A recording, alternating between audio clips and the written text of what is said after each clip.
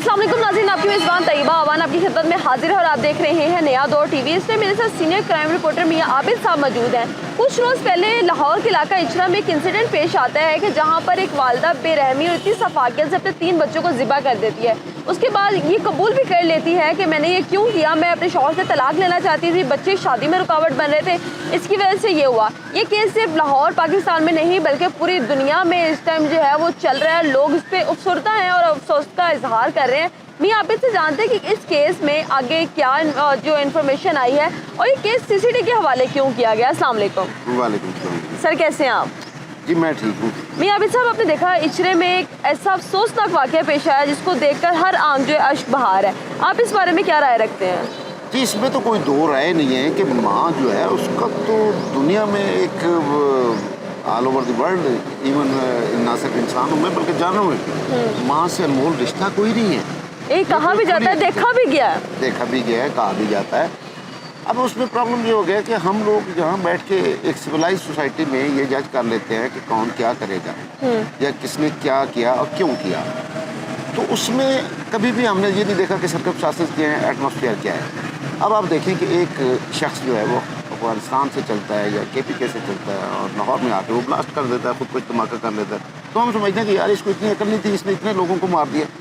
भाई बात यह है कि आप सिविलाइज सोसाइटी में रहते हो, जबकि वो बंदा जो आया है वो उसकी ब्रेन वॉशिंग इस अंदाज में की गई है कि उसको ज़िंदगी कुछ समझ ही नहीं आ रही कि ज़िंदगी कोई चीज़ होती है या नहीं होती। किसी की जान लेना या अपनी जान देना उनके लिए मायने नहीं रखता। यही वाक़या इस खातून के साथ था कि ये जंग की रिहायशी थी और वहाँ जो गाँव के लोग हैं, जो दरिया के किनारे आबाद हैं, उनमें एक सफाकियत जो है ना हमने हमेशा देखी है। उनमें इंसानियत नाम की चीज़ नहीं है। लेकिन सफाकियत या इंसानियत नाम की चीज़ नहीं थी, लेकिन ये एक माँ तो थी ना, 3 बच्चे थे, चाहे जहाँ की भी हो, बच्चों के लिए तो माँ का दिल बहुत नरम होता है। उसमें जो प्रॉब्लम आया वो बुनियादी तौर पर ये था कि मुआशरे, देखें अल्लाह ताला ने एक निज़ाम बनाया ना, सबसे पहले जोड़े बनाए, फिर ख़ानदान बनाया, फिर मुआशरा बनाया। अब बहुत सारे काम हम लोग भी करते हैं और आप भी करती होंगी कि मुआशरती प्रेशर में आके हम करते हैं। यही सूरत हाल थी कि जब उसकी शादी हुई तो इश्क किसी और से चल रहा था, शादी किसी और से हो गई।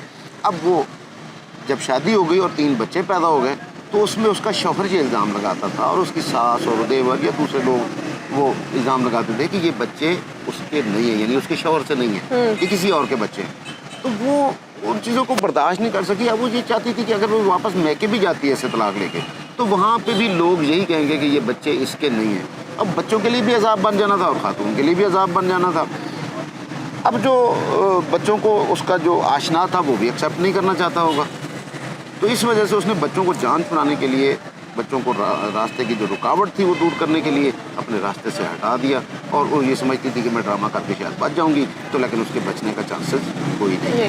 लेकिन ये देखें कि इतनी बेरहमी से कत्ल करने के बाद प्लानिंग की गई, छुरियाँ परचेज की गई, घर में बंद किया गया, फिर अपनी तबीयत का बहाना बनाया गया कि मेरी तबीयत ख़राब है और ये सब कुछ जो गेम उस दिन हुई, उसके बाद इन्वेस्टिगेशन हुई जिशान साहब ने की और उनका ये कहना है DIG साहब का कि इसने खुद जो है वो जुर्म कबूल किया है। इसका आशना जो कि जिसका नाम शहरियार है, जो कि जंग से बिलोंग करता है, फिर केस CCTV के पास चला जाता है। CCTV ने जब इन्वेस्टिगेशन की तो उसने कहा मैंने तो ये कहा ही नहीं था कि बच्चों को कत्ल करे। जी देखिए मामला ये है कि अब हर इंसान की एक अपनी नेचर है। उसने ये जो सफाकियत का मुजाहरा किया, इतना हौलनाक कि अपने कम से बच्चों के गले काट दिए, उसके बाद अगर आप उस मौके पे गई हूँ या उस खातून को आपने देखा हो तो वो इंतहाई पूरे तमाद नजर आ रही थी, जैसे ओवर कॉन्फिडेंस नहीं होता बंदा, वरना जिसके 3 बच्चे मरे हों वो तो कहीं पड़ी होगी कोने में, नीम पागल हो चुकी होती। तो लेकिन उसके अंदर की जो सफाकियत थी वो बाहर नजर आ रही थी। उसके बाद उसने ड्रामे किए।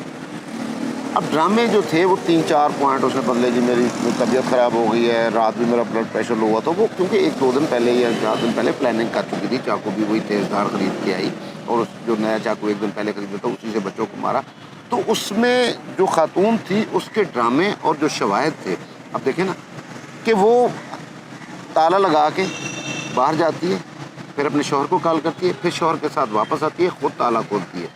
अब उसमें जो DSP वहाँ इन्वेस्टिगेट कर रहे हैं वो से पूछते हैं कि तुम ताला लगा के गई हो और उसी चाबी से तुमने आके ताला खोला है, इस घर में घुसने की और कोई जगह नहीं है, तो किसने कत्ल किया? कहती मुझे क्या मालूम। अब जो वहाँ पे मौके के शवाहिद थे وہ سب کے سب اس کے اگینسٹ چلے گئے، جس وجہ سے پولیس نے اس کو حراست میں لے گئی تفتیش کی پراپر سائنسی بنیادوں پہ، تو وہ مان گئی۔ اب میں دوسری انفارمیشن بھی دے دیتا ہوں کہ اس کا جو پولیگرافی ٹیسٹ ہے وہ بھی ہو چکا ہے، اور جس میں یہ ثابت ہو گیا کہ اس نے یہ قتل کیا ہے۔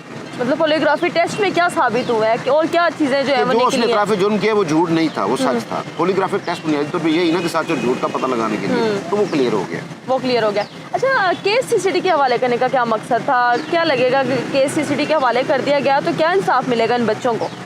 دیکھیں اس میں جو بنیادی چیزیں نظر آ رہی ہیں کہ سی سی ڈی کے پاس کیس اس لیے بھیجا گیا کہ ایک تو وہ تیز رفتاری کے ساتھ کام کر رہے ہیں، دوسرا کیونکہ سی ایم جو ہے اس کی ڈیڈ لائن ہے خواتین اور بچے، تو وہ کہتے تھے کہ کہیں پہ کوئی لوپ ہول نہ رہ جائے، اس کا چالان مضبوط سے مضبوط بنایا جائے تاکہ عدالت سے اس کو کڑی سے کڑی سزا ملے اور لوگوں کے لیے عبرت کا نشان بنے۔ اس لیے سی سی ڈی کے سپورٹ کیا گیا۔ تو سی سی ڈی ان بنیادوں پہ اوپر کام کر رہی ہے، کیونکہ قتل کے اوپر نا جو قتل کا معاملہ ہوتا ہے اس میں آپ کا جو بیان ہے یعنی اعتراف جرم والا بیان وہ اتنا معنی نہیں رہتا، جتنے ٹھوس شواہد دینے پڑتے ہیں کہ جی یہ عوامل تھے، یہ شواہد، یہ ثبوت ملے ہیں، جس کی وجہ سے ہمیں امید ہے کہ اور بلکہ ہمیں یقین ہے کہ اس خاتون نے یہ قتل کیا۔ اس سے پہلے یہ کہا جاتا ہے کہ اس خاتون کا جو ہے اپنے دیور کے ساتھ ناجائز تعلقات تھے، دیور نے قتل کیے ہوں گے۔ نہیں، دیور کو جو ہے وہ پہلا شبہ جو تھا وہ دیور پہ تھا، دیور کو حراست میں لیا گیا، لیکن اس کی نہ وہاں موجودگی پائی گئی جو قتل کا دورانیہ تھا اور اس کے بعد آنا جانا، تو اس میں کسی اور کی مداخلت نہیں تھی۔ کیا شوہر کو اس بات کا پتہ تھا کہ میری بیوی کی کسی اور مرد کے ساتھ 700 سے زائد کالز تھیں؟ جی بالکل پتا تھا۔ تو پھر اس جب چیزوں کو کنٹرول کیوں نہیں کیا گیا؟ کیوں ڈیورس پہلے نہیں دی گئی؟ کیوں علیحدگی اختیار پہلے نہیں کی گئی؟ کیا دیکھیے اس سمجھتے میں ہیں؟ اس کو شک تو تھا کہ یہ بچے میرے نہیں ہیں۔ اب یہ جو بچوں والا معاملہ ہوتا ہے اس میں ماں ہی بتا سکتی ہے کہ بچے کس کے ہیں، تو وہ اس کو روکتا ہوگا، اس کو مارتا ہوگا، اس کو تانے تو دیتا تھا، لیکن شاید بچوں کی وجہ سے اسے چھوڑ نہیں پا رہا۔ کہ بچے ایک طرف سے اس کو لگتا تھا کہ اس کے نہیں ہے، کردار ٹھیک نہیں ہے، دوسری طرف سے بچوں کی وجہ سے اس کو چھوڑ بھی نہیں پا رہا تھا، یہ سب چیزیں بھی تھیں۔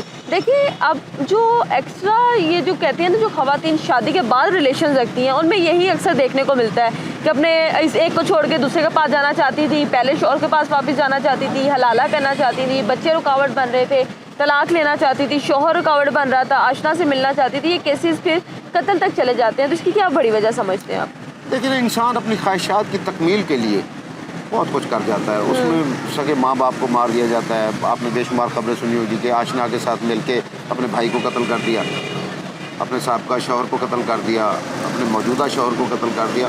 تو یہ صرف انسانی خواہشات ہیں جو انسان کو ابھرتی ہیں، اور ان خواہشات کی تکمیل کے لیے خواتین جو ہے وہ انتہائی اقدام اٹھانے پر مجبور ہو جاتی ہیں۔ بہت شکریہ آپ کا۔ تو جی ناظرین، ہمارے ساتھ میاں عابد صاحب موجود ہیں جو کہ جیو کے سینئر کرائم رپورٹر ہیں، ان سے ہم نے اس کیس کے بارے میں جاننے کی کوشش کی ہے۔ مزید کوئی اپڈیٹس آتی ہے تو ہم آپ کو لازمی آگاہ کریں گے۔ آپ لوگوں کی کیا رائے ہے لازمی کمنٹ سیکشن میں بتائیے گا۔ مجھے دیں اجازت، اللہ حافظ۔